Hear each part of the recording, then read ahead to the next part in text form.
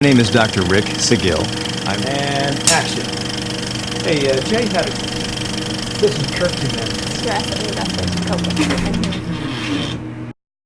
And action. Hey everyone, it's Dr. Rick. So, today's question is from Iran. Not the country, but the man. Iran and Melinda came up to me after I was working out about half an hour ago and asked me how to be like me, and I take it as a compliment. I don't mean to pat myself on the back, but that's really cool. When I was working out, I usually am focused and I get the job done and I'm out. 15 minutes. I don't talk to anybody. It slows me down. And if I get a good workout, great. If I extend a little bit, like tonight I went 30 minutes because it's a Friday, and that's a luxury. But I'm kicking ass and getting out of there.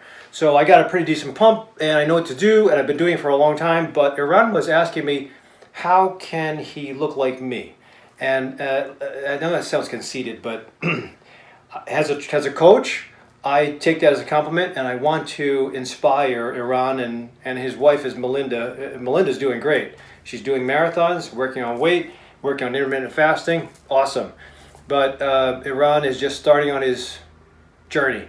And if this is the first time you're finding me, though, don't forget to hit the subscribe button down below and the alert button to find out when I do new videos. So this is what I would suggest, Iran. Everybody starts the journey at a different point in time and with different circumstances. And the easiest thing I can say is that whenever I have to train anybody or change life, it always is important. As a doctor, it's important to first know what kind of challenges we're up against. And unfortunately, when you hit dad bod in your 30s and 40s, you're probably going to have some diseases. So with dad bod, or being a little bit overweight, you're going to have, or eventually, if you don't have it yet, a high blood pressure issue, a cholesterol issue, and a diabetes issue. So that's just it always comes with the territory. So let's just go with the facts, get a checkup with a gut doc, and just make sure things are cool, especially with a family history of a whole bunch of shit going on in the family. You don't want to be going into a lifestyle change and investing all this time and effort and sweat equity and have a hidden disease. So I think just getting that across and getting that out of the way is going to be important. And then these are the keys of what I would suggest first. When we're starting out, I wouldn't be exercising to lose weight. I'd be exercising just to break in muscle. So having, we discussed, Iran used to run track and field, 400 meters. 400 meters, I hated 400 meters. Coach would throw me in, Coach Wirt and Coach Crosby would throw me into 400 meters when there wasn't a 400 meter guy. I'm a 100 and a 200 guy, specialist. Putting me in 400, guaranteed I'd throw up. But the one time I remember 400, this is how I'm writing my book. I'm writing a book called Running Behind. And I remember in high school, specifically going around the back stretch, I had to do the 400 because there's nobody else. And I remember following, I didn't know how to run a 400, but I remember following the guy, just looking at his feet, the lead guy from the other Catholic school. I just said, I just want to finish this thing. So I followed him around the first curve. I beat him on the start because I was really good at starts. Followed him around the first curve, just followed his feet around the back stretch. Finished the curve, came out of the curve. I thought, okay, now I got 100 because as you finish the last curve, it's 100 meters. That's my specialty. So then I kicked his ass. So I passed him on the curve and I just took off and I beat him. So that was kind of cool, but I don't know what got in me. However, I still have that mind now, and I'm 56, going to be 57 next week. That still is in my thoughts and my brains. I remember that thing. I remember winning, and I think that sometimes when you tangibly get something that from your past, that some form of athleticism or a win, and you plug it into your current situation, it can be inspiring to get you through the muscle break-in. So I think it's important to not get frustrated, but to just break in the muscle. So usually I'd say muscle has to be worked at least 4 times a week and 4 different body parts: shoulders, back, chest, and legs. And that's all I would do. I wouldn't do that and then expect to see any weight loss or any waist shrinkage. I would just do it so that you get used to the 4 times a week, 3 to 4 times a week. I like 3 times a week and then once on the weekend. That's decent enough. And what I'm doing now is 15 minutes, 3 times a week. Maybe I'll indulge myself on the weekend with a 30-minute workout, but I kick ass during that time. I'm not saying that you should do 15 minutes, but get to the point where you can be in and out. And essentially that means you're going to have to be hauling ass while you're working out. You and Melinda have to do a lot. I don't think we have to take breaks. I think that breaking in muscle, you're going to expect to have aches and pains. That post-exercise, it's delayed onset muscle soreness. It happens post-exercise. We can expect that. The harder you push, the more you're going to hurt for about 2 or 3 days. If you've hurt for a week, there might be something wrong. You might have to see your doctor or physical therapist or a chiropractor, but I expect 2 or 3 days. If you're well hydrated and you're eating properly, you should give your body the building blocks it needs to recuperate fast, so that the delayed onset muscle soreness, and I have a video on that, I'll put it down below, will be a truncated window. If it's the first time you're going to be exercising, or if you have fibromyalgia and you push too hard, yeah, you're going to push yourself over the edge and have a flare-up of your fibromyalgia, and you'll probably be 2 weeks before you can get back in the gym. So don't push too hard. It's just to break in muscle. So that's what I would do, at least for the first 8 weeks. That's 2 months. So if you can be patient for 2 months and just break in your muscles, get used to the rhythm of exercise 4 days a week, and the recovery after that, and the experience. You walk like John Wayne. I don't know if anybody knows John Wayne, but you walk like John Wayne. You're kind of stiff-legged because it hurts so much. And I had a patient, Tom.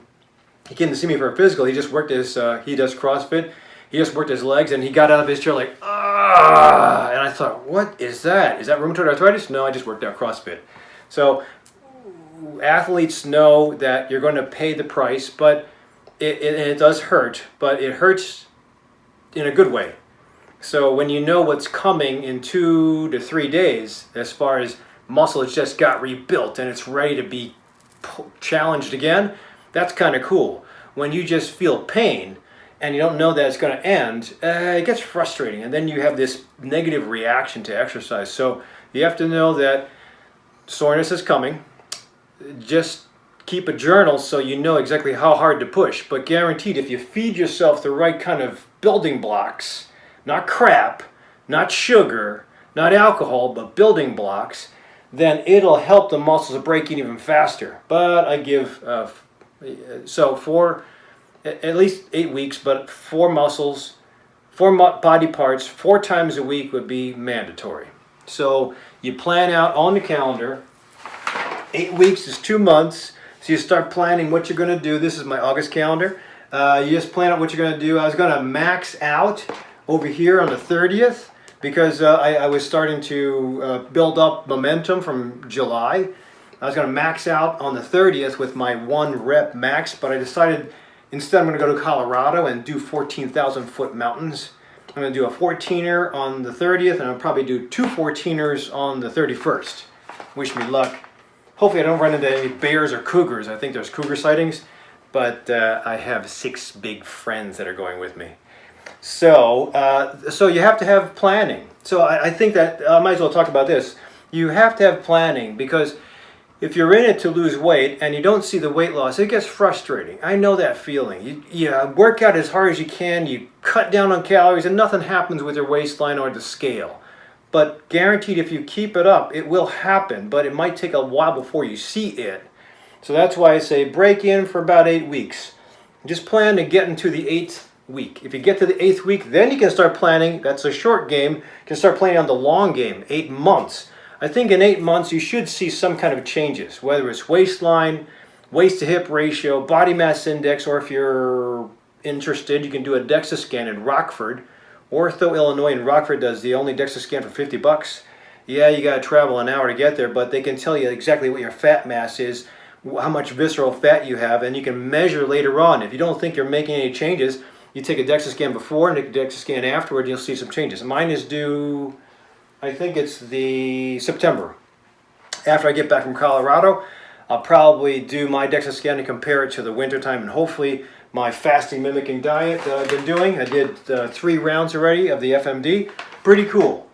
Which will bring me to my next idea, feeding window. So you have to plan on breaking in muscle. Not to lose weight, just to break it in and get it into a rhythm of exercise, pain, rebuild, exercise, pain, rebuild, exercise, pain, rebuild. And you'll exercise, if you keep it up, you'll actually compress the amount of pain because your muscles will be able to respond quickly. Instead of 4 days, it'll be 3 days. And instead of 3 days, it'll be 2 days. If you keep on going, it'll just be 1 day of soreness, and then you're back to the gym, ready to go. You'll be wanting to go back and get that soreness. So it takes a little bit of adjustment, but as an ex-athlete, you probably remember how the legs hurt after the first week of track and field. Well, same thing with any kind of football, soccer, track and field, gymnastics. Usually the first week it hurts, and then after that it doesn't hurt anymore because you have broken in your muscles. So that's when you break them in. After that, say about the 8th week, then you can start pushing harder, but that's usually with a trainer. Unfortunately, I'm not available until November after my test, but there are a lot of good trainers out there. However, feeding window. So that is the other important thing. We have to put in anything that comes into the mouth or gets in as fuel really should be helping with the exercise recovery.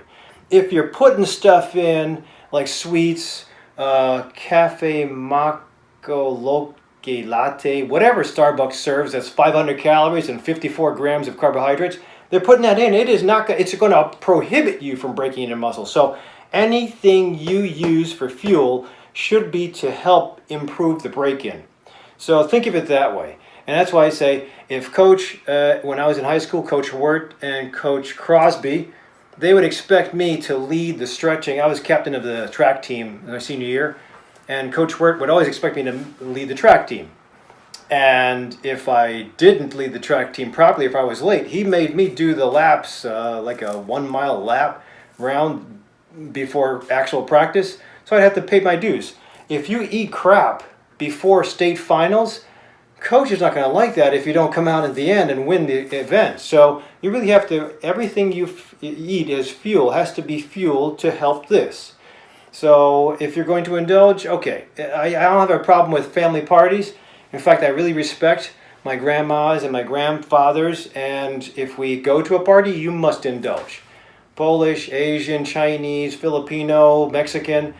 If you go to a party, you know you can't turn that plate down. You have to indulge, you have to eat. Don't ever insult the host by not eating by saying, I'm a vegetarian, I can't eat anything. No, you have to indulge. Now, every once in a while. But if you're doing that 5 days a week, no partying 5 days a week. Feeding window would be my suggestion. So how do we do that?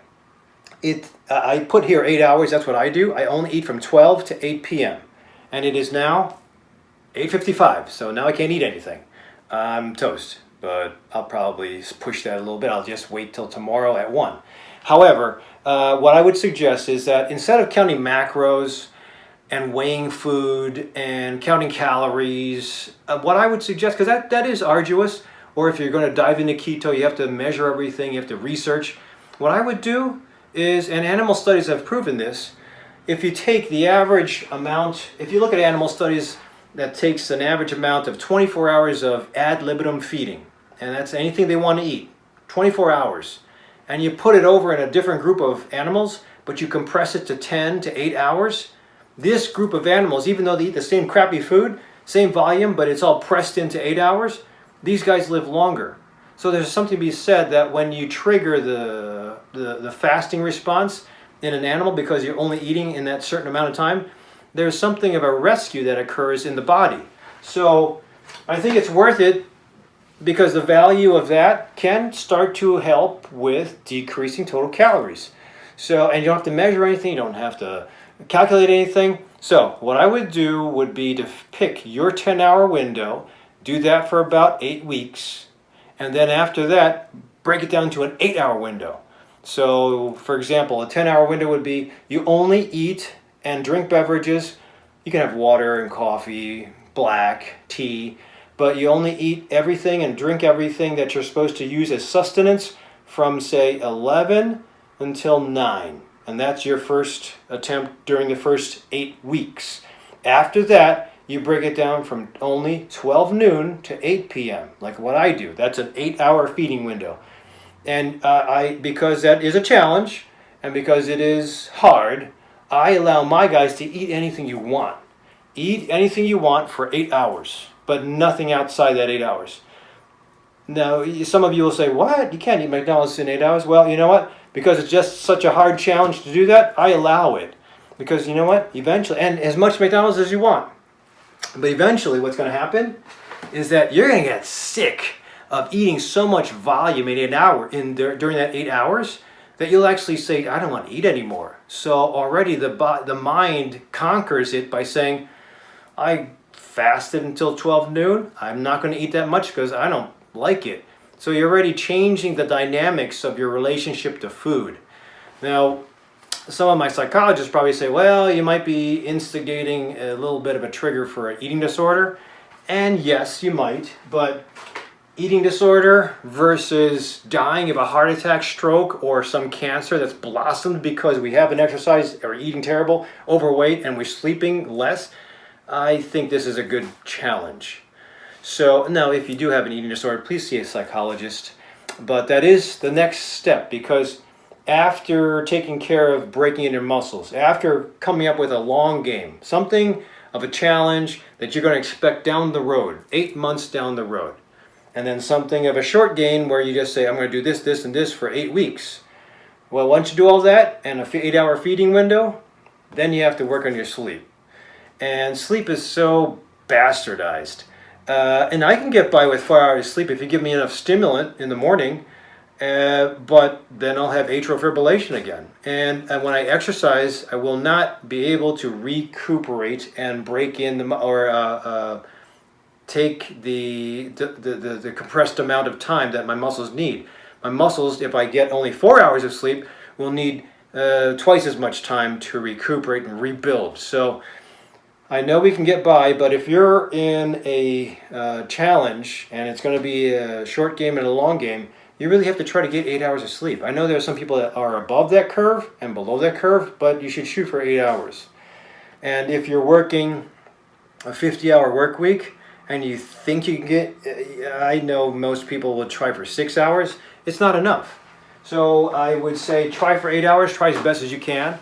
Try to break in your muscles, get used to the crowds at the gym. Tonight it wasn't so crowded at Planet Fitness in Bloomingdale, but usually at 3 o'clock I don't like the young guys. There's too much of testosterone going around.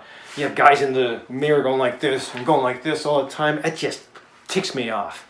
So I don't like people looking in the mirror. I think they're too conceited. I know you're supposed to work on form and stuff, or if you're a bodybuilder you want to make sure you get the pose, but the average guys there are staring into the mirror even when they're not doing the weightlifting. And I'm thinking, what the heck?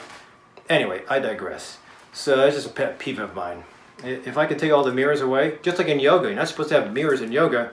I know Bikram does, but I think that takes you away from the release that you're supposed to have in yoga. But anyway, so as a summary, how would I start your run? I would start with number 1, trying to see how it feels to get more sleep. And you got to do it for about 21 days straight to develop a pattern. Number 2, and then after that you'll like it, the brain will like it. But before that the brain's going to say, I only want 4 hours. I'm going to wake this guy's ass up at 6. So it might take some getting used to, but keep on pushing and do those things. I'll put a video down below on resetting your clock. Might be able to do it that way. It'll help you later on. Feeding window, start with a 10-hour feeding window, and then after about 8 weeks break it down to an 8-hour feeding window and hold at that. Later on we'll talk about other things as far as macronutrients, total calories per day, fasting mimicking diet, all the other stuff. This is good enough for now. Break in the muscles, don't expect much, just break them in, get them used to it, take 8 weeks.